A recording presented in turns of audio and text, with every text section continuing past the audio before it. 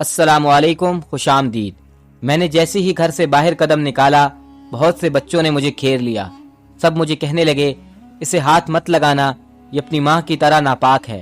अगर हम इसे छुएंगे तो हमारे हाथ भी नापाक हो जाएंगे। नहीं है मेरी माँ नापाक। मैं जोर से चिल्लाया तो एक बच्चा बोला, मेरे अब्बू कहते हैं तुम्हारी माँ एक तवाइफ है, तुम एक तवाइफ की नाजायज औलाद हो। दूसरा बच्चा बोला, और तवाइफ ज़ादों का कोई दोस्त नहीं होता। सब बच्चे मुझ पर हंस रहे थे। एकदम मेरी आंख खुली और मैं हड़बड़ाकर उठ बैठा। आसपास देखा तो कोई नहीं था सिवाय मेरी बीवी के। नाइट बल्ब की मदम सी रोशनी कमरे में फैली हुई थी। कुछ पलों बाद मेरे हवास बहाल हुए तो मुझे एहसास हुआ कि ये ख्वाब था। मैंने पानी पीने की घर से गिलास उठाया। गिलास की आवाज़ से मेरी बीवी की आंख खुल गई। बोली, खैर तो है, इस वक्त क्यों जाग रहे हो? कुछ नहीं हुआ, तुम सो जाओ। इतना कहकर मैं खिड़की के पास आकर खड़ा हुआ। एक ठंडी हवा का झोंका जिस्म को छूकर गुजर गया। दिल को सुकून सा महसूस हुआ। मैं इस ख्वाब के मुतालिक सोचने लगा। ये ख्वाब नहीं था, एक हकीकत थी, मेरी जिंदगी की सबसे बड़ी और तल्ख हकीकत, जिसे मैं कभी फरामोश नहीं कर सकता। आज बरसों गुजर जाने के बाद भी मेरे बचपन ने मेरा पीछा नहीं छोड़ा था। मैं एक नापाक माँ का बेटा हूँ। जब बच्चे मुझे कहते तो मैं भागा भागा घर आता, आकर दरवाजे की कुंडी लगा लेता तो सारे बच्चे मुझे छेड़ते हुए मेरे घर के दरवाजे तक आते। जब आवाज़ें आना बंद हो जाती तो मैं धीरे से कमरे की खिड़की खोलकर बाहर झांकता और फिर इसी खिड़की में बैठकर अपनी माँ का इंतजार करने लगता। एक कमरे की छत हमारा घर था, जिसमें अपनी माँ के साथ रहता था। माँ क्या काम करती थी, कहाँ जाती थी, मुझे कुछ पता नहीं था। बस वो जाने से पहले इतना कह कर जाती कि मेरे आने से पहले घर से बाहर ना निकलना। जब माँ घर आती तो मैं इससे कई सवाल करता, माँ तू कहाँ गई थी? फिर मैं माँ को बताता कि माँ आज बच्चों ने आपको नापाक बोला है। तो माँ मुझे बताती, क्यों नहीं, क्यों तुझे सब नापाक कहते हैं? मेरे पूछने पर माँ कहती, तू किसी की बातों पर ध्यान न दिया कर, और तुम्हें कौन कहता है घर से बाहर निकल? मैं तो तुम्हें मना करके जाती हूँ। मैं कहता, माँ मैं अकेला घर में बोर हो जाता हूँ और गली में कोई भी मुझसे दोस्ती नहीं करता। सब कहते हैं कि मैं एक तवाइफ ज़ादा हूँ। माँ ये तवाइफ ज़ादा क्या होता है? मेरे इसरार करने पर माँ अक्सर मुझे डांटती और कहती, कौन कहता है कि तू तवाइफ ज़ादा है? तू तो मेरा बहुत ही लाडला बेटा है। फिर माँ से कहता कि माँ तू ऐसा कर, मुझे अपने साथ काम पर ले जाया कर, मैं भी वही काम करूँगा जो तू करती है। तो माँ कहती, तुम ऐसी जगह नहीं जा सकते, वो जगह बहुत गंदी है। तो मैं कहता, तो माँ तो ऐसी जगह काम क्यों करती हो? छोड़ दो ना ऐसी गंदी जगह पर काम करना, फिर तुम्हें कोई नापाक भी नहीं कहेगा और मेरे बहुत से दोस्त बन जाएंगे। तो माँ कहती, कोई भी शौक से गंदी जगह काम नहीं करता, मेरी मजबूरी है। हाँ, मगर बहुत जल्द हम ये गली छोड़कर चले जाएंगे किसी दूसरी जगह जहाँ तुम्हारे बहुत से दोस्त होंगे। मैं अक्सर माँ की बातों को समझ नहीं पाता था। एक शाम ऐसा हुआ कि एक आदमी गाड़ी लेकर आया और माँ इसके साथ गाड़ी में बैठकर चली गई और बाहर से दरवाज़ा बंद कर गई। मैं खिड़की में बैठकर माँ का इंतज़ार करने लगा और वहीं सो गया। जब आँख खुली तो खुद को बिस्तर पर पाया और माँ फिर से तैयार हो रही थी काम पर जाने के लिए। आज मैंने दिल में सोचा कि मैं माँ का पीछा करूँगा, वो जगह देखूँगा जहाँ माँ काम करती है और फिर मैं चोरी से माँ के पास चला जाया करूँगा। जब माँ घर से निकली तो मैं माँ के पीछे निकल खड़ा हुआ। माँ का पीछा करने के बाद मैंने जो देखा था, इसके बाद कभी मेरे कदम घर की तरफ नहीं गए। हाँ, मैं घर से भाग आया था। भागते भागते मैं ठोकर खाकर गिर पड़ा था और गिरते ही बेहोश हो गया। होश में आने के बाद जब लोगों ने मुझसे पूछा कि मैं कौन हूँ तो मैं सहम सा गया। अभी लोग मेरे चेहरे से पढ़ रहे थे कि मैं नापाक माँ का बेटा हूँ। एक आदमी ने पूछा, तुम्हारी माँ कहाँ है? तो मेरे मुंह से निकला, मेरी माँ मर चुकी है, मेरा इस दुनिया में कोई नहीं। मैंने एक पल में अपनी जिंदा माँ को मार दिया था, इसके 10 साल के प्यार को भुला दिया था। जब लोगों ने सुना कि मैं एक लावारिस हूँ तो उन्होंने मुझे चाइल्ड होम पहुँचा दिया, जहाँ पर मेरी तरह और भी बहुत से बच्चे थे। यहाँ पर मेरे बहुत से दोस्त भी बन गए और कोई भी मुझे ये नहीं कहता था कि मैं एक नापाक माँ का बेटा हूँ। यहाँ आकर मैं भूल गया कि मेरी कोई माँ भी है। क्योंकि मैं सब बच्चों में बड़ा था, मुझे सब बच्चों का इंचार्ज बना दिया गया। मैं पूरी तवज्जो से काम करने लगा। कुछ साल गुजरे, पता ही ना चला। फिर एक दिन ऐसा आया, मेरी जहानत की वजह से मुझे पूरे चाइल्ड होम का मैनेजर बना दिया गया। मालिक की गैर मौजूदगी में सारे काम मैं ही देखता। मेरा मालिक मुझसे बहुत खुश था, वो मुझे अपना बेटा मानता था।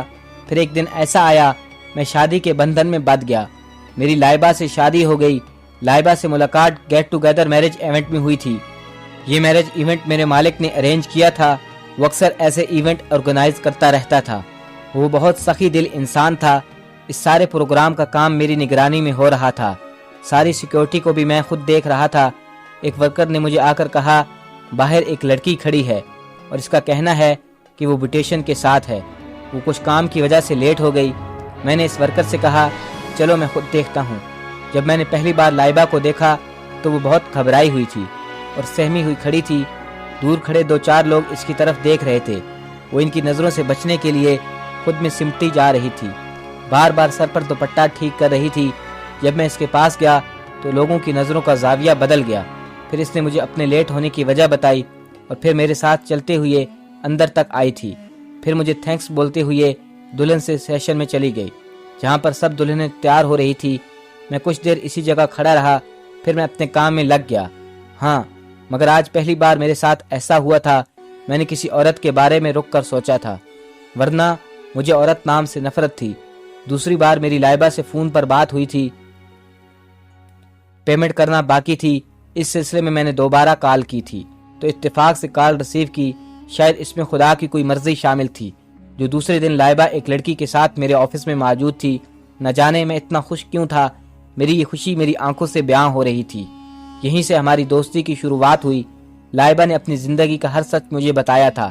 میں بھی بے چین رہنے لگا۔ جب تک اپنے دل کی ہر بات لائبہ سے شیئر نہ کر لیتا، دل کو سکون ہی نہ ملتا تھا۔ یہ دوستی کب پیار میں تبدیل ہو گئی پتہ ہی نہ چلا۔ دوسری طرف لائبہ کا بھی یہی حال تھا۔ جب لائبہ نے اپنے دل کا حال بتایا تو میں خوشی سے جھوم اٹھا۔ پھر ہم دونوں نے شادی کا فیصلہ کیا۔ میں نے لائبہ کو سب کچھ سچ سچ بتایا تھا، لیکن یہ نہیں بتایا تھا کہ میری ماں کون تھی۔ میں کسی حال میں بھی لائبہ کو نہیں بتانا چاہتا تھا کہ میری ماں ایک طوائف تھی۔ آپ ابھی تک سوئے نہیں؟ لائبہ نے چپکے سے آ کر میرے کندھے پر سر رکھا تو میں خیالوں کی دنیا سے واپس لوٹ آیا۔ کیا آپ مجھ سے کچھ چھپا رہے ہیں؟ لائبہ نے بہت پیار سے پوچھا تھا۔ نہیں تو لائبہ، میں کیوں تم سے کچھ چھپاؤں گا؟ لیکن لائبہ بولی، ہماری شادی کو 2 ماہ کا عرصہ ہو گیا۔ میں نے ان 2 ماہ میں نوٹ کیا ہے، اب اکثر نیند میں بے چین سی کروٹیں بدل رہے ہوتے ہیں، جیسے آپ کوئی بھیانک خواب دیکھ رہے ہوں۔ میں ایک دم گھبرا گیا، کہیں لائبہ کو میرے ماضی کے بارے میں تو پتہ نہیں چل گیا۔ پھر مجھے یہ سوچ کر تسلی ہوتی کہ لائبہ کیسے جان سکتی ہے، جبکہ میری زندگی کا یہ راز میرے سوا میرے کوئی نہیں جانتا۔ اس واقعے کے دوسرے روز اچانک رات کو میری آنکھ کھلی تو میں نے دیکھا کہ لائبہ بستر پر موجود نہیں تھی۔ باہر سے مجھے سرگوشیوں کی آواز سنائی دی۔ میں نے دیکھا لائبہ کسی سے فون پر باتیں کر رہی تھی۔ کہہ رہی تھی، کل میں آپ سے ملنے آ رہی ہوں، پہلے آپ کے منع کرنے پر نہیں آئی، لیکن اب میں رکنے والی نہیں، بھلے کچھ بھی ہو جائے۔ اتنا کہہ کر لائبہ نے کال کاٹ دی۔ لائبہ کے کمرے میں آنے سے پہلے میں آنکھیں بند کر کے لیٹ گیا۔ لائبہ بھی چپکے سے آ کر لیٹ گئی۔ میں نے محسوس کیا کہ لائبہ ایک پل کے لیے سوئی نہیں تھی۔ دل چاہا لائبہ سے پوچھوں کیا بات ہے، کون ہے وہ جس کے لیے اتنی بے چین ہے؟ پھر سوچا نہیں، کل وہ جب جائے گی تو خود بتائے گی۔ دل میں خیال آیا، لائبہ نے تو کہا تھا کہ اس کا اس دنیا میں کوئی اور نہیں، نہ ماں، نہ باپ، نہ بہن، نہ بھائی، تو پھر آج کس کے لیے وہ رات پر نہیں سوئی؟ دل میں طرح طرح کے خیال آنے لگے کہ نہیں، میری لائبہ ایسے نہیں، اس نے مجھ سے کچھ نہیں چھپایا، اپنی زندگی کا ہر راز بتایا ہے۔ کئی سوالوں میں الجھے صبح ہو گئی۔ میں انتظار میں تھا کہ لائبہ مجھے بتائے گی، لیکن لائبہ نے مجھے کہا کہ اسے باہر جانا ہے، کچھ ضروری کام ہے، میں شام تک لوٹ آؤں گی۔ میں لائبہ پر شک نہیں کرنا چاہتا تھا، لیکن جب میں نے لائبہ کے پارلر کال کی تو پتہ چلا کہ لائبہ پارلر نہیں گئی، لائبہ کسی اور سے ملنے گئی تھی، وہ بھی مجھے جھوٹ بول کر۔ آخر کس سے؟ مجھے سمجھ نہیں آ رہا تھا۔ نہ چاہتے ہوئے بھی میری سوچ کا دائرہ غلط طرف جا رہا تھا، جو میں ہرگز نہیں چاہتا تھا۔ گھر واپس آنے پر لائبہ نے بتایا کہ اسے کچھ دن اور پارلر جانا ہے، پرانے کچھ کسٹمر ہیں، وہ صرف اسی سے ٹریٹمنٹ چاہتے ہیں۔ میں نے لائبہ کو جانے سے نہیں روکا، مگر دل میں فیصلہ کیا کل کو لائبہ کے پیچھے جاؤں گا اور دیکھوں گا وہ کس کو ملنے جاتی ہے۔ دوسرے دن میں نے لائبہ کا پیچھا کیا تھا۔ لائبہ نے بازار سے تھوڑے پھل خریدے اور کچھ میڈیسن بھی۔ لائبہ رکشے سے اتر کر ایک گلی میں داخل ہو گئی۔ کچھ گھر چھوڑ کر لائبہ ایک گھر میں داخل ہو گئی۔ اسے میری خوش قسمتی سمجھ لیں یا بدقسمتی، لائبہ دروازہ کھلا چھوڑ گئی تھی۔ میں جب اندر داخل ہوا تو کھڑکی کے پاس میرے قدم رک گئے۔ اندر سے لائبہ کے رونے کی آواز آ رہی تھی۔ لائبہ کہہ رہی تھی، میں نے آپ کے کہنے پر آج تک کسی کو نہیں بتایا کہ میرا بھی اس دنیا میں کوئی ہے، یہاں تک کہ اپنے شوہر کو بھی نہیں۔ لیکن بہت ہو گیا، اب میں کسی سے نہیں ڈروں گی، بھلے دنیا میں مجھے کچھ بھی کہے۔ میں ایک طوائف کی بیٹی ہوں، مجھے کوئی پرواہ نہیں۔ آپ میری ماں ہو، میں بس اتنا جانتی ہوں۔ لائبہ بول رہی تھی اور میرے پاؤں تلے سے زمین نکلتی ہوئی محسوس ہو رہی تھی۔ نہیں لائبہ، تمہیں میری قسم ہے، تم کسی کو نہیں بتاؤ گی کہ میں تمہاری ماں ہوں۔ کمرے سے آنے والی دوسری آواز مجھے کچھ جانی پہچانی سی لگی۔ کان لگا کر سنا تو دوسری عورت کہہ رہی تھی، لائبہ تم کسی کو نہیں بتاؤ گی کہ میں تمہاری ماں ہوں، ایک ایسی بدنصیب ماں جس کی وجہ سے اس کا بیٹا اسے چھوڑ کر چلا گیا۔ میں نہیں چاہتی لوگ تمہیں بھی تانے دیں اور تم بھی مجھے چھوڑ کر چلی جاؤ۔ لائبہ، آج میں تمہیں تمہارے سب سوالوں کا جواب دیتی ہوں جو تم بچپن سے پوچھتی آ رہی ہو۔ ہاں لائبہ، میرے ان آنسوؤں کی وجہ کوئی اور نہیں، میرا بیٹا ہے۔ ایک دن میں گھر لوٹی تو وہ گھر پر نہیں تھا۔ وہ یہ بات برداشت نہیں کر پایا، مسافر کی طرح دروازے کی دہلیز پر گرنے ہی والا تھا۔ لائبہ، میں ایک طوائف ضرور تھی، مگر میں نے ایک کوٹھے پر ہی جنم لیا تھا، لیکن میرا بیٹا ناجائز نہیں تھا۔ میں نے اس کے باپ سے چھپ کر نکاح کیا تھا۔ پھر وقت آنے پر اس کے باپ نے مجھے یہ کہہ کر دھتکار دیا کہ اس کے سماج میں ایک طوائف کے لیے کوئی جگہ نہیں۔ اس سے بہت بڑی غلطی ہو گئی تھی مجھ سے نکاح کر کے۔ میں نے یہ بات سب سے چھپائی، کسی کو کیا بتاتی، لیکن جب ہمارے کوٹھے پر سب کو پتا چلا کہ میں ماں بننے والی ہوں تو سب نے مجھے برا کہنے کی بجائے خوشی منائی۔ سب خوش تھے کہ ان کے کوٹھے پر ایک اور لڑکی کا اضافہ ہونے والا ہے۔ سب لڑکی ہونے کی دعائیں مانگنے لگے، لیکن لائبہ، میں روز خدا کے سامنے گڑ گڑا کر دعا مانگتی کہ اے خدا، تو مجھے بیٹی نہیں دینا، میں اپنی اولاد کو طوائف بنتے نہیں دیکھ سکتی۔ میری ماں تو مجھے پیدا کر کے مر گئی، لیکن میں ایسا نہیں چاہتی تھی۔ پھر خدا نے میری دعائیں سن لی اور مجھے بیٹا دے دیا۔ میں دل ہی دل میں بہت خوش تھی، لیکن کوٹھے پر سب مجھے نفرت کی نگاہ سے دیکھنے لگے، کیونکہ بیٹی کی پیدائش کے بعد میری لاپرواہی کی وجہ سے میرا جسم ناچنے کے قابل نہیں رہا تھا، اس لیے میں نے ناچنا چھوڑ دیا۔ پھر میں نے فیصلہ کیا کہ اب میں کوٹھے پر نہیں رہوں گی۔ میرے ایک چاہنے والے نے مجھے ایک مکان دیا، میں اپنے بیٹے کے ساتھ ادھر رہنے لگی، لیکن پیٹ کی پیاس بجھانے کے لیے مجھے کوٹھے پر جانا پڑتا۔ اگر میرا کوئی پرستار آ جاتا تو مجھے تھوڑے بہت پیسے مل جاتے۔ یوں کئی سال گزر گئے، میرا بیٹا 10 سال کا ہو گیا، سب کچھ سمجھنے لگا تھا، مجھ سے بہت سارے سوال کرتا۔ میں ہر بار اسے ڈانٹتی، لائبہ انہی دنوں تیری ماں کو کوئی کوٹھے پر فروخت کر گیا، کسی نے تمہاری ماں کے ساتھ بے وفائی کی تھی۔ کوٹھے کی مالکن نے صرف اس لیے تیری ماں کو خریدا تھا کیونکہ وہ ماں بننے والی تھی۔